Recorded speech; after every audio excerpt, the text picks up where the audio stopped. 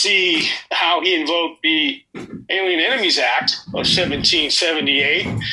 I mean, these are old policies, but what that did for him is it gave him some sort of credit with regard to the way he rounded up the Latino populations and others, not just the Latino, and the optics of that and the way that a lot of these innocent people have been manhandled, thereby setting the stage for the optics of what it looks like when he blows up boats coming off Venezuela of the very people who look like the people he's manhandling and sending into ice cages and ice detention centers. So it's dangerous to be a minority in this country if you're on the wrong side of a president that would like to use your status for political advantage. And of course, the Somali people, many of the innocent Somalians that are not involved in this scandal will also the innocent Somalians overreach there. But no, this has a lot to do with oil, Gary, as Trump has stated. back to the oil. Our good friend Chris articulated that he basically told us what it was about.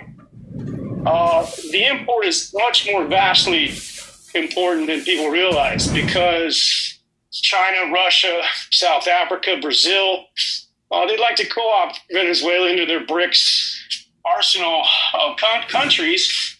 And if in doing so, if they're successful in pulling this off, they would control 60% of the world's oil resources.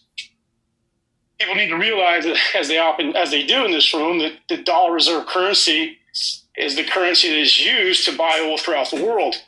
So if Venezuela falls into the hands of the BRICS, and obviously the political climate that those countries are often ran under, communist China and dictatorial Russia, then this could be a bad thing for the United States and our region. So with regard to the comments that have been made that he's doing this to protect the American people and by default the American dollar, then there's a lot of